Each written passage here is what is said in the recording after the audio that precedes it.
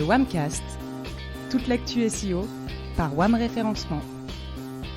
Bonjour à toutes et à tous et bienvenue dans le WAMcast. On espère que tout va bien pour vous, que vous soyez à la maison ou au travail. De notre côté, ça va être un numéro un petit peu spécial, un petit peu différent, vous l'imaginez à cause du confinement. On est en effectif réduit aujourd'hui, je vais faire l'appel. Et Schulzer David ? Oui, bonjour Kevin. Et ben voilà, on est au complet. Du coup, on n'est que deux aujourd'hui. Bon, je vais te présenter comme un petit peu mieux pour les auditeurs qui nous découvrent peut-être. Tu es le fondateur et le directeur de WAM Référencement. Merci déjà de me tenir un petit peu compagnie pour ce numéro. On va essayer de continuer le WAMcast du mieux qu'on peut, malgré le Covid, malgré le confinement. David, toi ce matin, tu vas nous parler du Search On 2020. Ouais, exactement. Salut Kevin. En fait, j'aimerais revenir sur un événement qui s'est déroulé le 15 octobre. C'est le Google Search On 2020, durant lequel Google nous a fait part de ses nombreuses avancées pour son moteur de recherche. Et la portée de ces nouveautés est assez intéressante pour les utilisateurs, bien sûr, mais aussi pour les marques. Alors justement, ne nous fais pas plus attendre. Quels sont concrètement les changements ? D'abord, est-ce qu'il va y avoir un changement de fond ? Oui, et tu tapes dans le mille. En fait, l'invité de ce Search On 2020, c'était l'IA, l'intelligence artificielle. Et ça amène un changement de fond que je m'en vais vous expliquer. Et on doit comprendre que la recherche évolue en 2020. Ouais, exactement. Google a parcouru un long chemin depuis cet ancien algorithme de classement, le PageRank, qui a fait le succès de Sergey Brin et Larry Page en 98 au lancement de l'outil. À cette époque, Internet faisait que commencer finalement. Le moteur était beaucoup plus simple. On peut même dire que le monde lui-même était un endroit beaucoup plus simple. Tu vas nous faire le coup du c'était mieux avant ? Ouais, surtout pas, mais reconnaissons quand même qu'aujourd'hui, beaucoup de choses que nous tenons pour acquises sont remises en question. Ça t'aura pas échappé, mais certaines personnes sèment la méfiance, répandent des rumeurs, des fake news, des fausses nouvelles, voire des faits alternatifs. Et en réalité, pour toutes ces choses qui nous entourent aujourd'hui, pour Google, c'est un véritable challenge technologique à surmonter, à la hauteur d'ailleurs de la responsabilité qui va avec. Et c'est sur ce constat réaliste que Google a démarré son intervention. Ouais, ce qu'on peut dire, c'est qu'en 2020, l'information, elle est partout. Elle n'a jamais été autant disponible sur les plateformes, sur des appareils différents. Oui, c'est exactement ça. Le moteur de recherche en 2020 n'est plus un outil pour trouver une réponse à votre question, mais plutôt une fenêtre sur le monde. Voilà. Instant poésie. C'est ça. La recherche est texte, la recherche est visuelle, la recherche est vocale, et la recherche entre même dans la troisième dimension avec la réalité augmentée. Un moteur de recherche est également un fournisseur d'informations importantes sur les événements mondiaux, comme l'a montré la Covid en 2020, ou là, tout de suite en ce moment, les élections américaines. Si je comprends bien, du coup, le défi technologique pour Google, c'est de pouvoir continuer à structurer l'information du monde pour mieux la restituer dans un flux d'informations qui est toujours plus riche, plus abondant, plus diversifié. Là, tu t'en parlais justement, il y a des actus mondiales qui sont, on peut le dire, presque sans précédent, le Covid, les élections américaines qui durent plusieurs jours. C'est ça, mais absolument, en fait, c'est colossal le défi auquel Google doit faire face. Donc là, en tant que moteur de recherche, ils doivent aller dans la direction de chercher à comprendre le monde. Et en l'occurrence, ils y arrivent à un niveau jamais vu auparavant. C'est pas encore parfait, mais jamais vu auparavant, quoi. Tu parlais de nouveautés, justement. Est-ce que tu peux nous mettre un petit peu en appétit, nous donner le menu de toutes ces nouveautés ? Exactement, on va commencer par un menu. En substance, donc Google est en train d'ajouter de nouvelles couches à son graphe de connaissances, le Knowledge Graph, justement pour aider à comprendre les connaissances du monde. Mais aussi, il va proposer des réponses hyper précises à vos questions les plus ambiguës, les plus tarabiscotées. Il commence à présenter des éléments de plus en plus complexes aux utilisateurs, comme par exemple des résultats d'ensemble de données avec des graphiques spécialement conçus pour votre recherche, ou encore pour comprendre les atomes, par exemple, en projetant un modèle 3D sur votre table de cuisine. Tu peux même fredonner cette chanson que tu as quelque part coincée dans ta tête pour en connaître le titre. Ah oui, là c'est l'appli dont tout le monde rêve, là c'est le Shazam ultime. Exactement, on y reviendra, mais c'est assez dément comme outil. En bref, finalement, de plus en plus, la recherche est une combinaison du monde hors ligne et en ligne. Et c'est l'une des choses qui s'est vraiment démarquée lors de cet événement, le Search On, le 15 octobre. Donc là, tu nous as donné le menu, on va passer à table. Est-ce que tu peux nous détailler finalement toutes ces nouveautés ? Ouais, allez, je commence avec cette première tendance de fond qui est, on va classer ces nouveautés dans comprendre la langue. Cette fenêtre sur le monde, comme je l'évoquais en introduction, commence par une compréhension approfondie de la langue. Il y a quelque temps, Google a lancé une nouvelle technologie incroyable de NLP, traitement automatique du langage naturel. Rappelez-vous, 2018-2019, Google BERT. En fait, BERT, c'est nouveau et c'est ce qu'il sait faire, c'est unique en réalité. Et qu'est-ce qui est unique ? C'est qu'il considère le contexte complet d'un mot en regardant les mots qui viennent avant et les mots qui viennent après lui. En gros, c'est ce qui aide Google à comprendre l'intention qui se cache derrière les recherches des utilisateurs. C'est parfaitement ça. BERT a été lancé avec beaucoup de succès, d'abord pour moins de 10% des recherches en 2018-2019 et sera désormais utilisé pour 100% des recherches en anglais, puis sera déployé dans de nombreuses langues par la suite. Ça, c'était une première info intéressante. Et puis, c'est la grande nouvelle parce que, tu verras tout à l'heure, la portée des avancées de Google en matière de contextualisation de la demande est super intéressante, et à la fois pour les annonceurs comme pour les SEO. Pour rester dans la compréhension de la langue, est-ce qu'il y a d'autres nouveautés ? Ouais, Google a donné un chiffre intéressant qui était assez surprenant. Une requête sur 10 qui lui est soumise dans son moteur de recherche est mal orthographiée. Ouais. Donc Google a évoqué ses grands progrès au niveau de son algorithme d'orthographe au cours des 5 dernières années. Tu sais, c'est c'est cette fonctionnalité qui te corrige quand tu fais une faute de frappe. Bon, ça m'arrive pas, mais je vois à peu près. Ouais, c'est ça. Ils ont construit un réseau neuronal profond qui leur donne plus de puissance pour déchiffrer les fautes d'orthographe, même les plus complexes. Et surtout, ils sont capables maintenant de présenter les corrections en un temps record. Donc, des progrès dans la compréhension, dans le contexte. Il y a la correction des fautes. Ça devient assez costaud. Est-ce qu'il y a d'autres nouveautés ? Ouais, c'est costaud. Et alors, il y a 2 autres grosses nouveautés, je vais dire, qui sont directement issues finalement de ce qu'on vient d'évoquer. Il y a Google Passages. En gros, Google va classer des passages des contenus. Absolument. Le constat fait par Google est le suivant. La recherche ne consiste pas uniquement à trouver une page qui répond complètement à votre recherche. Parce que parfois, ce que vous voulez, c'est une réponse à une question si précise qu'elle n'est que suggérée sur une page. Ouais, tu le disais tout à l'heure, des questions un peu ambiguës, quoi. Exactement. En fait, pour illustrer cela, Google utilise une métaphore qui est assez sympa, qui est connue de tous. Finalement, Google Passage, c'est quoi ? C'est Google va vous aider à trouver les aiguilles dans la botte de foin.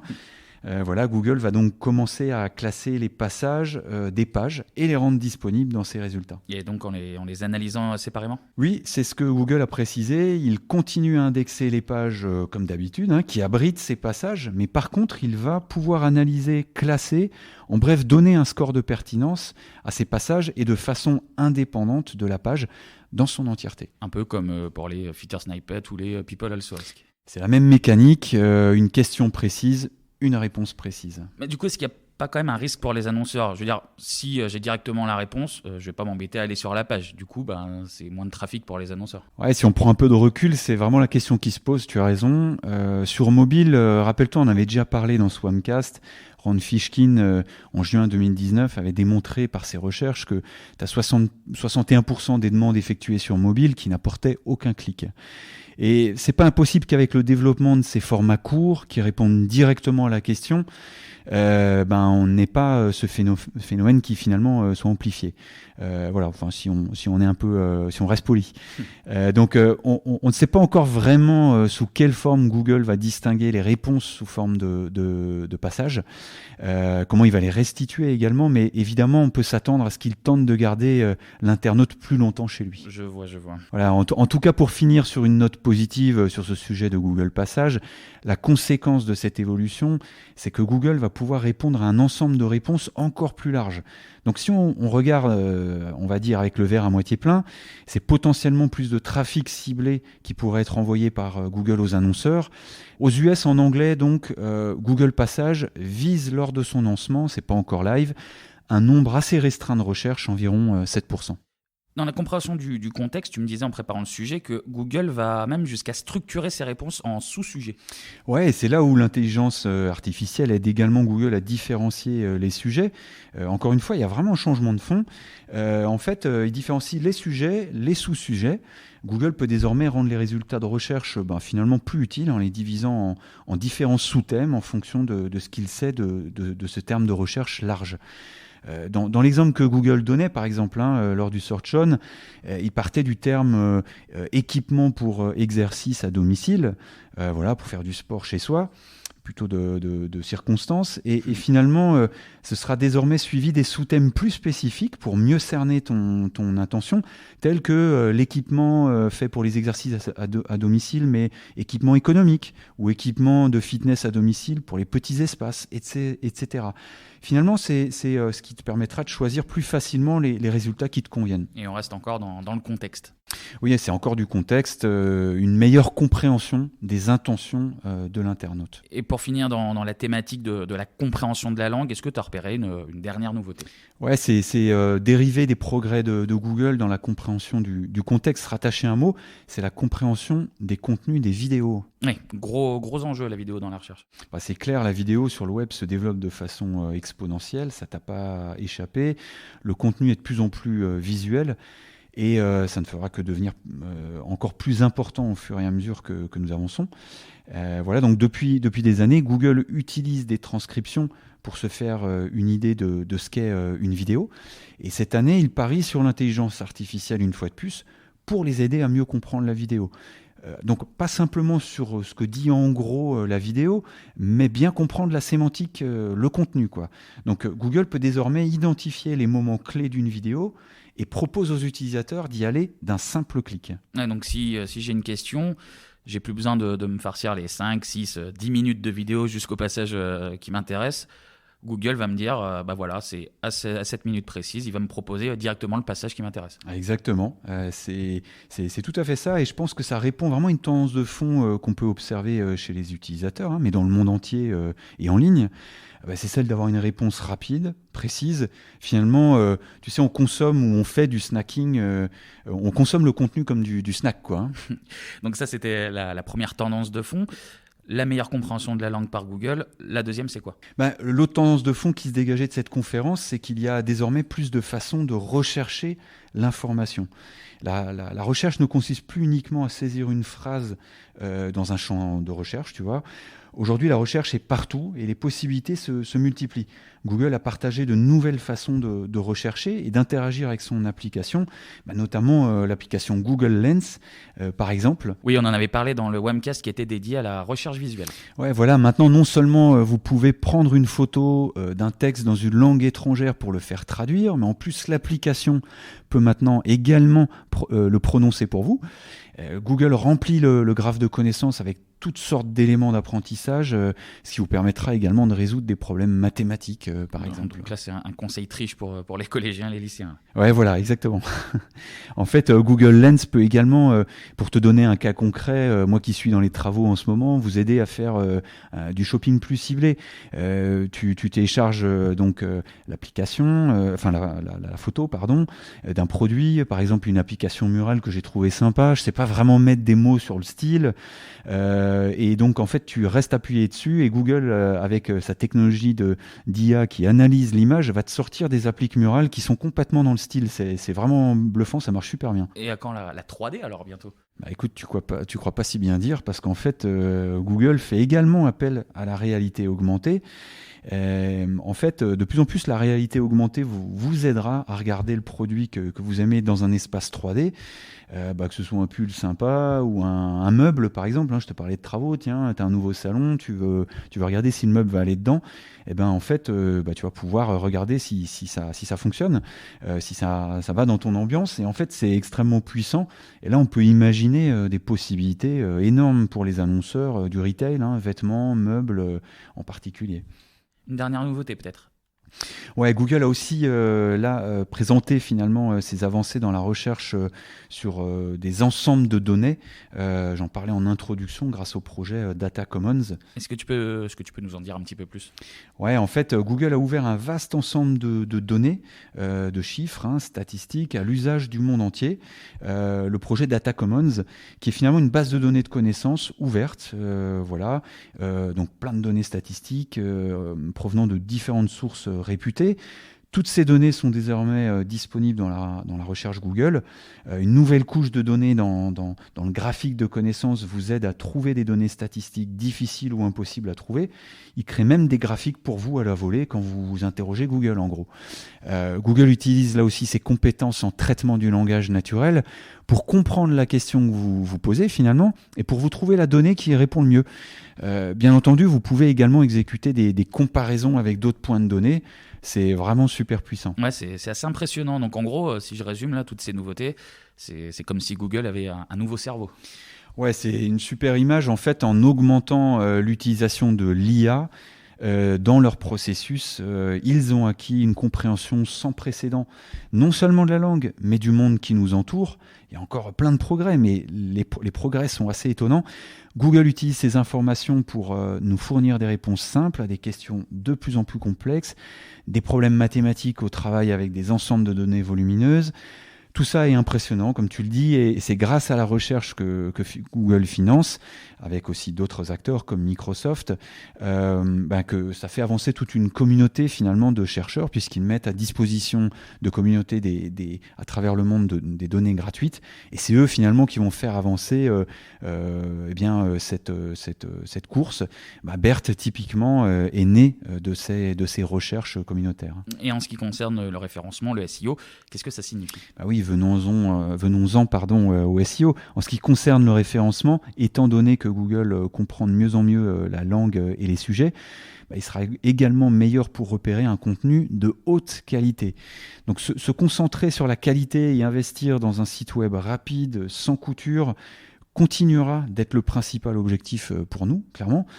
Fini les textes bourrés de mots-clés, avec cette fameuse redondance. Parce que oui, il y en a encore, malheureusement. Il est également intéressant de voir comment le classement des passages se fera. Je pense que cela va changer beaucoup de choses pour le trafic des sites. On peut prédire pour les prochains mois que les résultats de recherche vont devenir encore plus diversifiés. Et avant de conclure, est-ce que tu aurais un dernier mot ? Ouais, rappelons-nous que l'objectif principal de Google n'a jamais été de renvoyer une liste de résultats de recherche lorsque vous effectuez une demande. Non, leur objectif était de résoudre les problèmes de leurs utilisateurs. Et ce qu'on a vu ici, c'est un énorme pas en avant dans cette mission. Google agit de plus en plus comme un assistant personnel, à qui on demande tout d'ailleurs. Ça signifie qu'en tant que spécialiste du référencement, webmaster et annonceur, nous devons évoluer et non seulement se poser la question comment je peux me classer plus haut, mais aussi comment je peux concrètement résoudre les problèmes des utilisateurs de Google. C'est une question de stratégie de contenu, de différenciation et finalement de création de marque. Merci David pour toutes ces explications. C'est la fin de ce Whamcast de confinement, on peut dire. On espère déjà que vous aurez appris plein de choses et surtout n'hésitez pas à réagir ou à poser vos questions. Ça peut être sur les réseaux, sur LinkedIn par exemple ou sur Twitter, @whamref. Et d'ailleurs, en parlant de Twitter, il y a une petite nouveauté. C'est pas du tout innocent ce lancement. Le Whamcast a désormais aussi son compte Twitter, @lewhamcast. Et du coup, vous pourrez retrouver toutes les infos sur les futures émissions et puis également retrouver toutes les anciennes. Exactement. Et d'ailleurs, vous êtes de plus en plus nombreux à nous écouter. Merci beaucoup. C'est hyper motivant, stimulant pour nous. C'est vrai que c'est très motivant. On va essayer de continuer à vous proposer du contenu de qualité, on espère. Pour écouter les 13 autres émissions, les 13 premières qu'on a déjà enregistrées, vous pouvez les retrouver sur notre site internet wham-référencement.fr, rubrique Whamcast. Et nous, on va se retrouver dès que possible pour un nouveau numéro. D'ici là, portez-vous bien, prenez soin de vous surtout, et à bientôt. Salut Kevin, salut à tous.